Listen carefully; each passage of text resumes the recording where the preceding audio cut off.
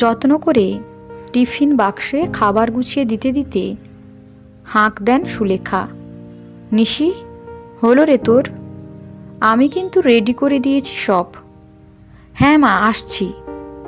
সালোয়ার কামিজের ওড়নাটা safety pin দিয়ে কাঁধে পিন করতে করতে নিশি এক চিলতে রান্নাঘরের সামনে দাঁড়িয়ে বলে, তুমি কিন্তু খুব সাবধানে রাস্তা পার হবে।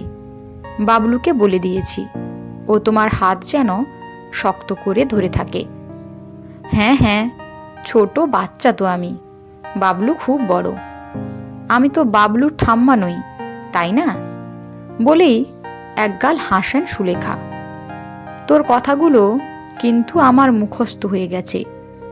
সে তো ভালো কথা, তবুও আমি রোজই বলবো, বুঝলে? সময় মতো খেয়ে নিও, দেরি করো না। এটাও মুখস্থ হয়ে গেছে নিশি। বলেই নিশির গলাটা আলতো করে ছুঁয়ে দিলেন সুলেখা। নিশি বেরিয়ে যেতেই ভগবানের উদ্দেশ্যে 2 হাত জড়ো করে কপালে ঠেকালেন। রাতে খাওয়া দাওয়ার পর নিশি, সমীর আর সুলেখা আলোচনায় যখন মগ্ন, তখন বাবলু তার ঠাম্মার কোলে মাথা রেখে শুয়ে চোখ বন্ধ করে তার কপালে ঠাম্মার হাত বোলানো উপভোগ করছে। আর হাত থামলেই নিজের হাতের স্পর্শে ঠাম্মাকে সচকিত করছে। সমীর বলছে, কিন্তু নিশি, তোমার আমার দুজনের কাজই তো এই আছে এই নেই। তাই বলছি, এই বাড়ি ছেড়ে অন্য বাড়ি ভাড়া নিলে কি সামলাতে পারবো আমরা? তোমারটা জানি না, তবে আমার কাজটা আপাতত পাকা। অত বড় জুয়েলারির দোকান তো হঠাৎ বন্ধ হয়ে যাবে না। সারা ভারতেই তো ওদের শাখা। তাই বলছি, তুমি অত ভেবো না। মা তো আমাকে রান্না করতেই দেয় না। ওইটুকু জায়গায় মা যে কি করে কাজ করে আমি জানি, যে সবই তো জানি নিশি। মা না থাকলে এই বড় শহরে বাবলুকে ছেড়ে তুমি কাজেই যেতে পারতে না। মা, তুমিই বলো না আমাদের এখন কি করা উচিত? আমি তো বলছি রান্না করতে কেন, কোনো কিছুতেই আমার অসুবিধা নেই। নিশি তো শুনছে না। তবে টাকা পয়সার ব্যাপারে যে আমি খুবই কাঁচা তা তো তোমাদের অজানা নয়। তবে ধীরে সুস্থে ভেবেই কাজ করো। এমন কিছু করো না যাতে পরে মনে হয় ভুল হলো। সুলেখা আবারও বাবলুর দিকে মনোযোগ দিলেন। সরু এক চিলতে ঘরের চৌকির ওপর পাতলা বিছানায় মাথার কাছে একটা হদ্দ পুরানো বিশ্রী আওয়াজ করা টেবিল ফ্যানের হাওয়া গায়ে মেখে সুলেখা প্রায় রোজকার মতো সেই অবধারিতভাবে মনে আসা স্মৃতির ভারে নুয়ে চোখের জলেই স্মৃতিকে মুছে ফেলার চেষ্টা করতে লাগলেন। ইন্টারন্যাশনাল এয়ারপোর্টের লাউঞ্জের কোণার দিকে একটা ট্রলি আর হ্যান্ডব্যাগ নিয়ে ভীত সন্ত্রস্ত সুলেখা চুপ করে বসেছিলেন।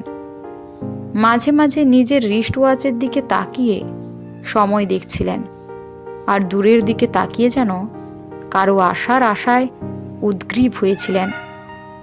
1, 2, 3 ঘন্টার বেশি সময় পার হয়ে গেল। না, কই তার ছেলে তো আসছে না। কি হলো, বিপদ কিছু?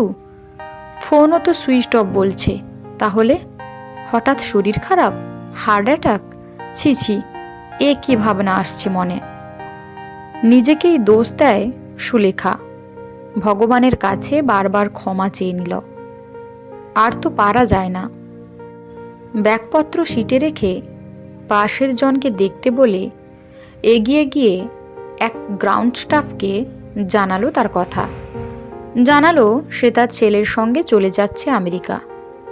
তার ছেলের নাম, ধাম সব জানালো। প্রথমে ঠিকমতো বুঝতে না পেরে ওই স্টাফ অন্য একজনকে বলল, এভাবে জানাজানির মধ্যেই ছোটোখাটো একটা ভিডিও হয়ে গেল। সুলেখা অফিসার আসতে তাকে জানালেন তার ছেলে আমেরিকায় ফ্যামিলি নিয়ে থাকে। স্বামী গত হবার পর তার ছেলে তাকে নিয়ে চলে যেতে চায়, তাই 1 মাস আগে এসে বাড়ি ঘর বিক্রি করে দেয় ছেলে। বিদেশ যাওয়ার উদ্দেশ্যেই তার এখানে আসা।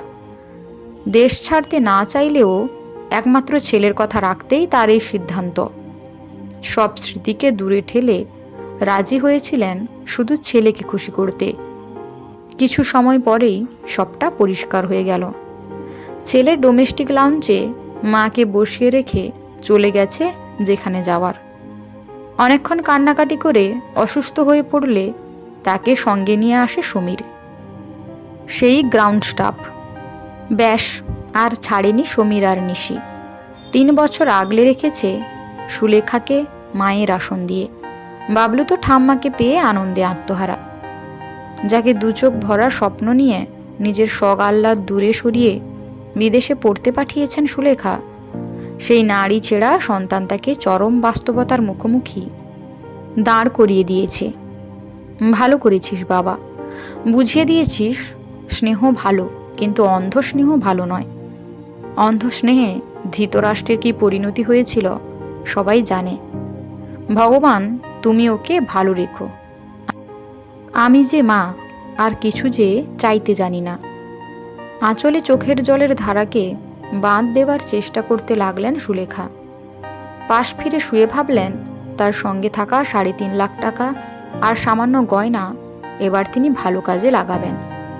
টাকা আর গয়নার পুঁটলিটা নিয়ে অনেক বোঝালেন সমীরকে, কিন্তু কোনোভাবেই সমীরকে রাজি করাতে পারলেন না।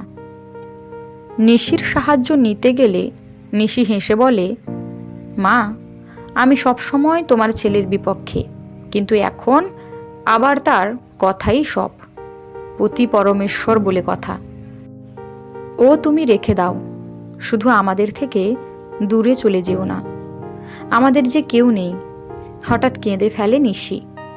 তাকে জড়িয়ে ধরে আদর করতে গিয়ে দেখেন সুলেখা সমীরও চোখের জল আটকাতে চেষ্টা করছে।